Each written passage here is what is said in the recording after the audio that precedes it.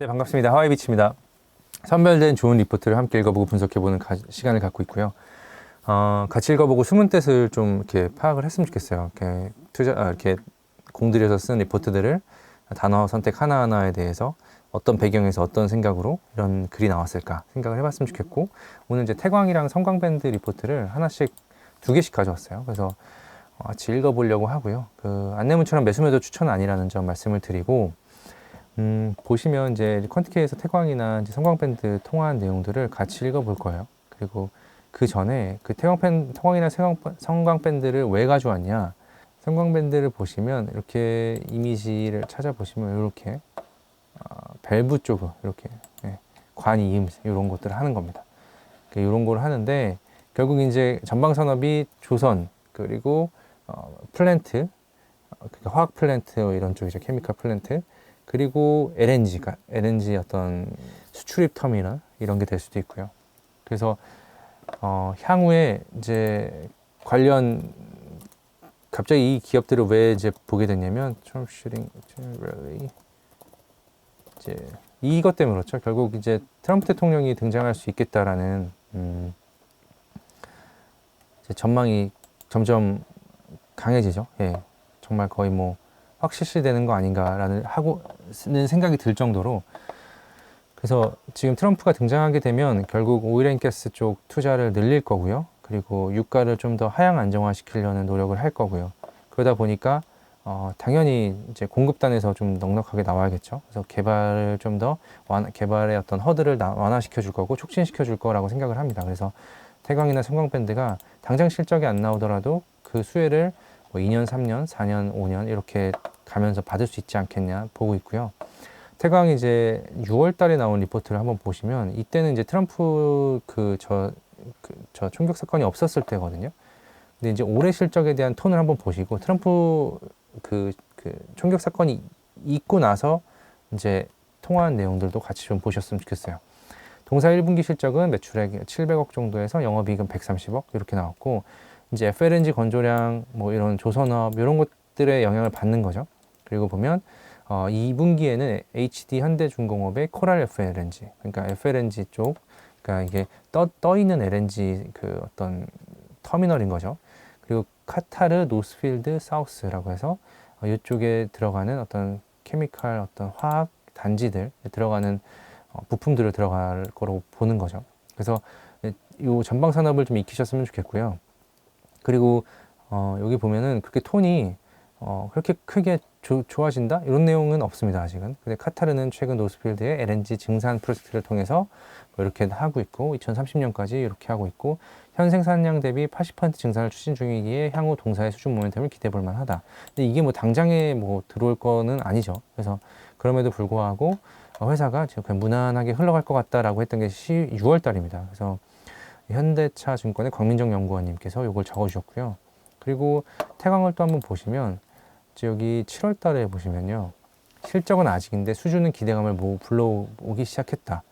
그리고 자프라 가스 플랜트 2단계 확장 공사, 아미랄 화학단지 조선공사 등 중동발 피팅 발주 흐름이 2, 3분기 확진될 시기다. 이때 이제 발주가 나온다는 거죠. 실적으로는 아니고. 그래서 발주가 좀 나와줄 것 같다. 2, 3분기. 그리고 하반기로 가면서 그 얘기를 하는 겁니다. 그래서 다시금 수주로 보여줄 차례라고 했으니까 이제 다시 수주가 좀 나올 거예요 라는 얘기를 하고 계신 것 같아요. 그래서 지금 여기서는 메리츠증권의 백이현 연구원님께서 이렇게 말씀을 해주셨고요. 그러면 이제 업계 1위인 태광이 이런 상황이고요. 보면 이제 태광 내용을 좀 같이 볼게요. 태광 IR 통화 7월 달에 한 거 보시면 트럼프 등장으로 수혜가 전망되는가 했을 때 제가 말씀드린 그 부분, 전통적 에너지에 대한 정책을 기대하기 때문에 프로젝트의 조속한 진행을 기대한다. 그렇지만 긴급 물량이라고 하는 게 굉장히 중요한데 뭐냐면 지금 현재 물량이 얼마나 찼는지를 가늠할 수 있는 거는 긴급 물량으로 확인할 수 있거든요. 그러니까 최고 피크를 찍었을 때 보통 한 10% 정도의 긴급 물량을 가지고 있는데 지금 가동률이 60에서 70% 수준밖에 안 되기 때문에 긴급 물량이 거의 발생하지 않고 있다는 거예요. 긴급 물량이라고 하는 거는 고객사들이 갑자기 물량을 좀 더 달라고 한다던가 뭐 이런 데서 나오기 때문에 굉장히 이제 딜리버리도 짧을 거고요. 그리고 가격은 높을 거고 마진은 높을 거죠. 그래서 그렇게 보시면 좋을 것 같고, 태광 내용을 좀 봤고요. 태광의 11월 달 내용도 보면 긴급 물량을 계속 체크하죠. 긴급 물량이 이제 이때도 일부 지연되는 모습이다. 이런 거 보시면 좋을 것 같고, 이제 태광을 봤으니까 성광밴드를 보면, 성광밴드 같은 경우는 이제 태광 다음으로 이제 2위 하는 업체예요. 이런 피팅 쪽으로. 글로벌리는 한 뭐 5번째, 6번째 정도 하는 것 같습니다.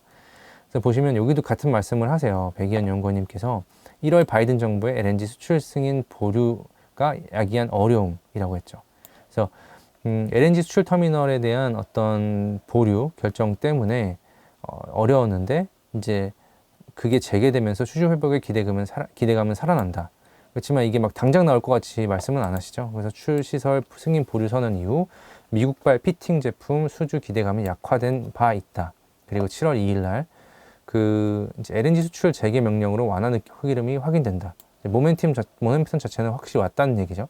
그런 사이에서 이제 지금 바이든이 아닌 트럼프가 이제 집권할 것 같으니까 아무래도 이런 기업들이 조금씩 이제 시세와 수급이 들어오는 것 같습니다. 근데 또 특이한 건 성광밴드가 7월 16일이죠. 예, 7월 16일 날 자기 주식을 취득하겠다는 결정을 공시를 합니다.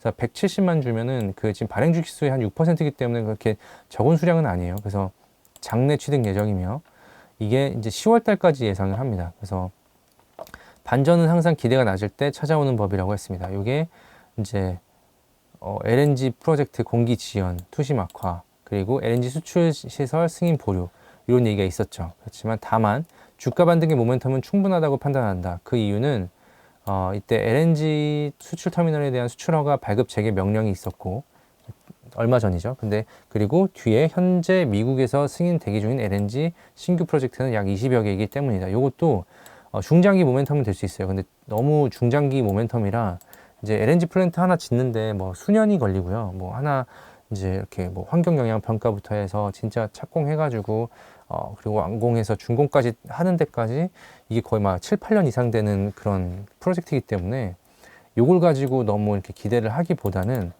요게 중요하지 않을까. 트럼프 정부가 들어선다면 화석 에너지 개발 정책 재개에 따라서 EPC, 그러니까 뭐 엔지니어링, 뭐 프로큐어먼트, 컨스트럭션 이런 쪽으로 해서 발주가 활성화될 것으로 기대한다. 요게 좀 클 것 같아요. 그래서 요걸 보시면서 조금은 트럼프 등장에 따른 모멘텀이 되지 않을까 싶습니다.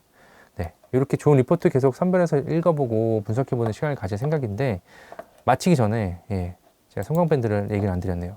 성광밴드를 7월 달에 얼마 전에 통화한 내용을 보시면, 혹시 트럼프가 대통령이 되면 반덤핑 이슈에서 자유로운가 했을 때 조금 애매한 답을 하셨어요.